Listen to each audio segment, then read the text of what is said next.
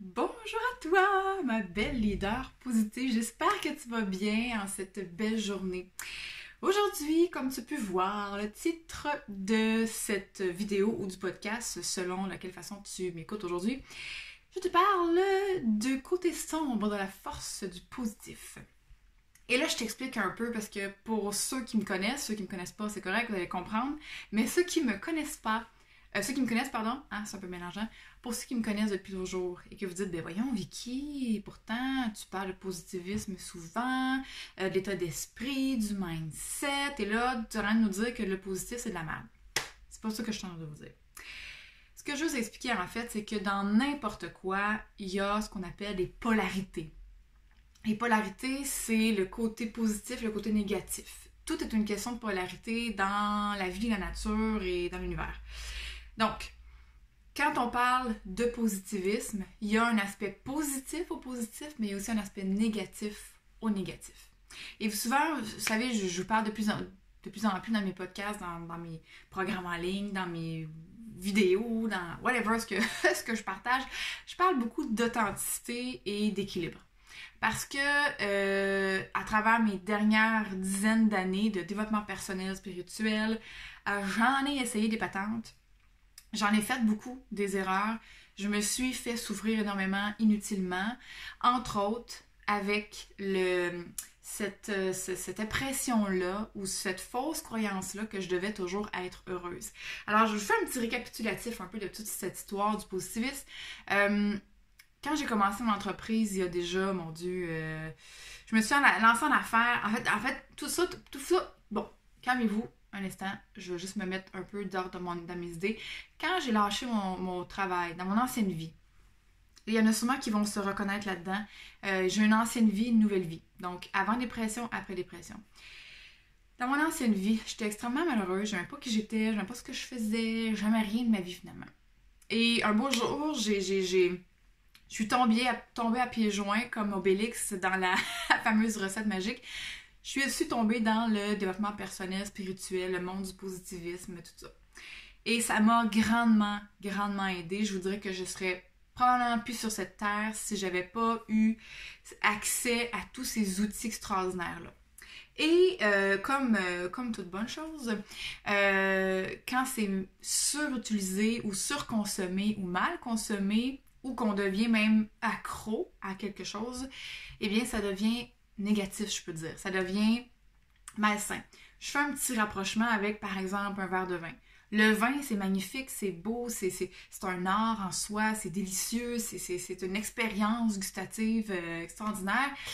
Mais le vin peut aussi devenir quelque chose de... Ça peut amener quelqu'un à être dans l'alcoolisme quand c'est surconsommé, mal consommé, ou est-ce qu'on s'est rendu qu'on devient accro à ça. Et bien, c'est comme si j'étais devenue, avec le temps, accro au positif et que je ne pouvais plus vivre des moments, des épreuves parce que je fuyais ça constamment. Encore une fois, je vous fais un petit wrap-up de tout ça. Vous savez, je pars d'un sens et un autre, mais ça a du sens. Ça va se rejoindre. Quand j'ai décidé de quitter mon ancienne vie, de faire du développement personnel parce que je n'étais pas heureuse, de reprendre ma vie en main, d'apprendre à me connaître, faire attention à mes pensées, mon discours intérieur et vraiment de me lancer dans mes rêves et mes projets. Le développement personnel, la spiritualité, le monde du positivisme, les citations positives, ça m'a énormément aidée. Donc, j'ai lancé mon entreprise. À l'époque, on était deux, rapidement. J'ai repris l'entreprise il y a 5 ans. Je passais au Dragon avec mes stickers pour miroir, peut-être que vous m'avez vu, peu importe. Et j'étais seule dans l'entreprise et je voulais tellement réussir, je voulais tellement être heureuse, je voulais tellement avoir un impact positif dans le monde, je voulais tellement avoir un sens à ma vie. Et je me suis nourrie constamment de ça et j'ai toujours cette mission-là de changer le monde, d'avoir un impact positif dans le monde. Donc, je portais ça sur mes épaules. Et là, je vous raconte ma vie comme d'habitude, mais je suis certaine qu'il y en a certaines d'entre vous qui peuvent, l'expression en anglais, le relate, là, qui peuvent se connecter à ce que je dis parce que ce que j'ai vécu, on est plusieurs à l'avoir vécu. Et ce que je veux vous partager, vous enseigner, vous aider à prendre conscience, c'est du cheminement que j'ai fait, que le but du positivisme et du bien-être, ce n'est pas d'être toujours heureuse, parce que c'est impossible, et surtout, d'abord et avant tout, de reconnecter avec un bonheur qui est authentique. Et c'est ça que je veux vous parler durant les prochaines minutes de ce podcast. Maintenant, je suis passée en affaires, j'avais ma business, je veux changer le monde, j'étais très motivée, puis go, puis on change notre mindset, puis j'avais vraiment une bonne intention derrière. Et parce que je portais cette mission-là sur les épaules, mais dans le cœur aussi, à un moment donné, il y a eu comme des masques qui se sont mis, des fausses croyances qui se sont implantées que si je vends du positif, pour ceux qui connaissent mon entreprise Motiva avec mes stickers, mes cartes APG, je ne pouvais pas être malheureuse. Je ne pouvais pas être triste. Je ne pouvais pas avoir l'air bête. Et on attire ce que l'on croit. Donc, quand je faisais des événements, ces choses-là, ça m'est déjà arrivé, là, même avec mes employés, d'avoir des mauvaises journées, que voulez-vous. Et on dirait que les gens se faisaient un malin plaisir à me comment dire, tourner le fer dans la plaie. Probablement sans en avoir conscience.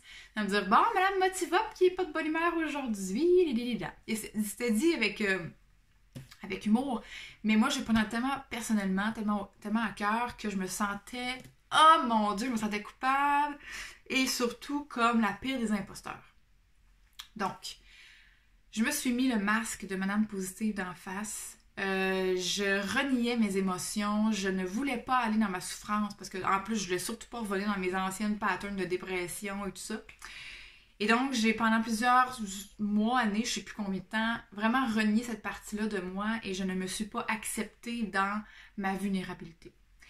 Et je dois vous avouer que ça a été les pires souffrances que je me suis infligées parce que j'ai appris en fait que c'est derrière les souffrances qu'on peut grandir.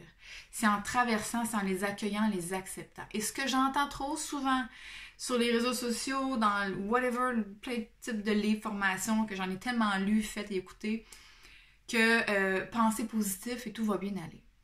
Et non, ça fonctionne pas comme ça, malheureusement. La pensée positive, les citations positives, les affirmations positives, ce sont des outils, mais ce n'est pas le remède magique à tout. Il doit y avoir un style de vie, une prise de conscience, une responsabilité qui vient avec tout ça. Parce que ce qui arrive, c'est que ça fait, pour certaines, je sais pas, ça fait 10, 20, 30, 40, 50 ans que vous avez les façons de penser que vous entretenez depuis plusieurs nombres d'années.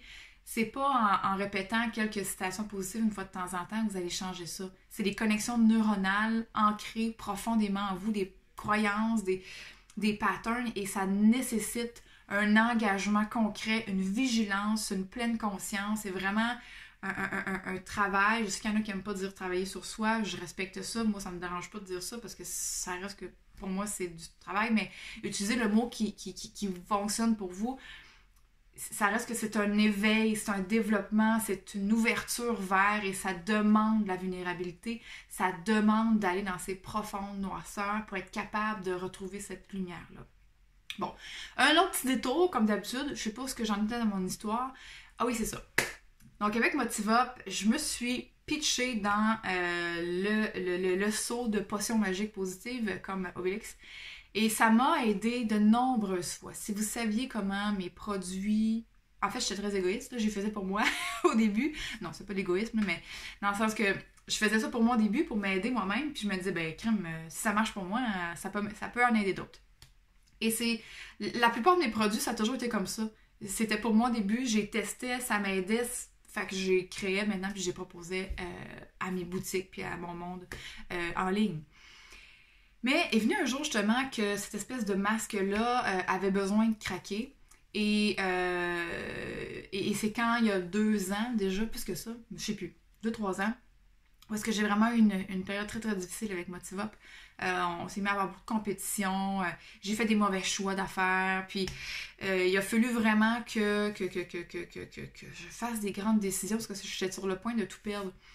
Et là, il y a eu une intuition à un moment donné, parce que je me suis dit, je vais aller faire ma certification en psychologie positive. Je me suis levée un matin avec ça. Je me suis dit, je sais pas comment être toujours heureuse. J'ai essayé plein d'affaires. Fait que je vais essayer la psychologie positive. Je vais aller faire une certification là-dedans. Ils vont me dire c'est quoi mon problème. Ils m'ont bien catché c'est quoi le fuck là avec mon cerveau. Pourquoi je peux pas être toujours positive. Hein? Et je me suis dit que j'allais régler mon problème avec ça, puis j'allais pouvoir repartir, tu sais, comme il faut.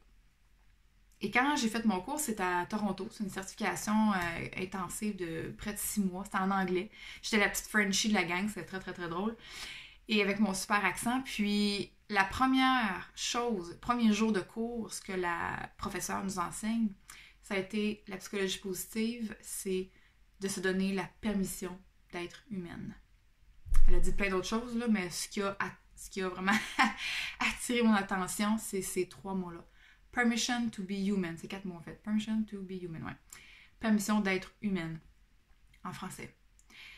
Et je vous dis, quand elle a nommé ces mots-là, il y a eu une boule d'émotion qui m'a monté à la gorge. J'ai eu envie de fondre en sanglots. Parce que je me disais, OK, dans le fond, le bonheur, là, c'est pas d'être toujours positive. C'est d'avoir les capacités, la résilience et le courage de rebondir dans les épreuves. Et c'est là que j'ai eu un wake-up call de dire, je veux continuer à enseigner les outils de positivisme, de bien-être, mais je veux surtout parler de bonheur authentique parce que notre vraie force, notre vrai courage se trouve dans notre vulnérabilité, se trouve dans l'accueil de ce qui est. Plus qu'on nie le négatif, plus qu'on nie nos émotions ou nos pensées négatives, plus qu'elles vont crier fort. Ça, c'est comme un enfant qui... Parce que moi, j'ai des allergies, j'ai une nez qui pique. Bon. C'est comme un enfant qui veut notre attention. Si il nous dit une fois, 2 fois, on l'entend pas, on l'écoute pas, on porte pas attention, qu'est-ce qu'il va faire pour des niaiseries? Ben, on fonctionne pareil. Fait que si on n'est pas à l'écoute de nos pensées négatives, de nos émotions négatives, de ce qui se passe en nous, puis qu'on fait juste l'écraser dans le fin fond de nos orteils, puis qu'on se met un beau masque de malade positive, ben, à un moment donné, ça va finir par péter. Notre corps va faire des niaiseries. Il va tomber en burn-out, il va se péter une jambe, il va... whatever, il va faire quelque chose qui va faire en sorte que vous n'aurez pas le choix de vous arrêter puis être à l'écoute de votre corps. Et je souhaite à personne que vous vous rendiez là pour découvrir. Peut-être que c'est nécessaire aussi. Hein, moi, ça a été nécessaire de vraiment me péter la face dans le mur pour recomprendre à nouveau que le négatif... ou le mot négatif est tellement péjoratif, évidemment, là, mais il y a du beau dans tout. Dans le négatif comme dans le positif. Il y a du laid dans tout, comme dans le négatif, dans le positif. En fait, c'est qu'il n'y a pas de bon ou de mauvais. Que ce soit négatif ou positif, c'est ce qui est. Et on doit dealer avec ça avec compassion, avec amour de soi, avec bienveillance, avec douceur. Et c'est là qu'on peut prendre son envol, comme je dis dans mon programme Papillon, c'est ça un peu ma mission maintenant. C'est là qu'on peut prendre son envol et se retrouver cette liberté d'être, juste de dire ça, cette liberté d'être sans toujours être pogné à penser positive, puis à se sentir coupable si on a une émotion, puis à toujours être sur le bord de capoter, puis de pas être capable d'être qui l'on est pleinement, puis de vivre ce qu'on a à vivre. Est-ce que je suis en train de vous dire de vous effoirer sur votre divan puis vous plaindre d'être une victime? Non, pas du tout. Mais je vous invite par contre à devenir cette femme courageuse, vulnérable, qui s'aime tellement qu'elle va se donner le temps de comprendre ce que son corps veut dire, d'avoir une conversation avec votre corps. C'est tellement important. Parce que plus qu'on est dans la niaise... Plus que vous niez... Des fois, je cherche mes mots. Puisque vous niez les émotions négatives qui sont en vous, plus elles vont crier fort. Et n'oubliez pas que le cerveau, là, dans le mental, le chaos qui se passe ici, là, autour de la tête. Pour ceux qui ne me voient pas, là, entre la tête et les épaules, là, il y en a beaucoup qui vivent là. Alors moi, j'ai vécu ma vie plusieurs années entre ma tête et mes épaules et je n'étais pas du tout connectée à tout le reste de mon corps. Mais on dit souvent dans le monde du développement personnel, écoute ton cœur, écoute ton cœur, écoute ton cœur. Puis je suis très d'accord avec ça. Mais si notre mental, si notre ego, parce que c'est le chaos là-dedans, là, c'est une fanfare, là. Si en haut, c'est pas calme, c'est pas apaisé, c'est pas entendu, c'est pas écouté, ça va parler davantage plus fort. Comment voulez-vous entendre votre cœur qui chuchote, qui parle en douceur, si c'est le chaos dans votre tête? Et c'est là que j'ai fait tout ce cheminement-là inverse de dire, avant même de réciter mes pensées positives du matin, avant même de faire ma visualisation positive, mes tableaux de rêve, puis toutes des choses que j'enseigne et que j'encourage et que je fais moi-même. Il y a un travail de préparation à faire avant. Il y a un travail de qui je suis, comment j'ai envie de me sentir, comment je me sens en ce moment, qu'est-ce qui se passe dans mon corps, c'est quoi la conversation que mon corps a avec moi. Et à partir de ça, on est capable ensuite de mieux prendre soin de soi, de faire des choix qui sont en cohérence avec qui l'on est, retrouver une forme d'équilibre, hein, d'être dans l'accueil de tout ce qui est, être beaucoup plus vigilante à ça et de pouvoir trouver, créer des nouvelles idées, des solutions parce qu'on a accès pardon, à notre plein potentiel quand on est dans un silence intérieur, dans une paix intérieure, quand on laisse la vulnérabilité prendre sa place, parler ce qu'elle a à parler, et après ça, on peut s'en libérer et guérir. Et quand on guérit, quand moi je guéris, ben je te guéris toi aussi, puis quand toi tu te guéris, ben tu me guéris moi aussi. Donc, c'est un travail d'équipe universel. C'est pour ça que je vous appelle les leaders positifs, puis que je nous appelle les leaders positifs, parce que être une leader positive, c'est pas être celle qui va... c'est pas la femme forte là, qui est go, go, go, puis qui a jamais de problème, puis que tout va bien. Non, non, c'est une femme qui est capable, oui, qui a du courage, mais qui a aussi sa force se trouve dans sa vulnérabilité, dans sa capacité d'accueillir, dans sa force naturelle qui est l'amour, qui est la douceur, qui est la compassion pour l'autre et pour elle. Et c'est comme ça qu'on peut grandir et, pour moi, devenir une leader positive, parce qu'on peut devenir sage. On peut devenir d'une forme de sagesse où est-ce qu'on peut enseigner aux autres par nos expériences, par notre souffrance, par nos douleurs, par nos prises de conscience. On peut enseigner à d'autres générations futures ou présentes ou whatever, mais on peut partager. Et c'est ça pour moi, une leader positive, c'est dans le partage, dans l'enseignement, c'est dans la pleine responsabilité de ce que je vis, de ce que j'envoie, de ce que je vibre, de ce que j'accueille, de ce que je permets d'être qui je suis, ce que je permets aussi aux autres d'être qui elles sont. Encore une grande envolée. Je sais pas si j'ai dit tout ce que je voulais dire. Je pense que oui.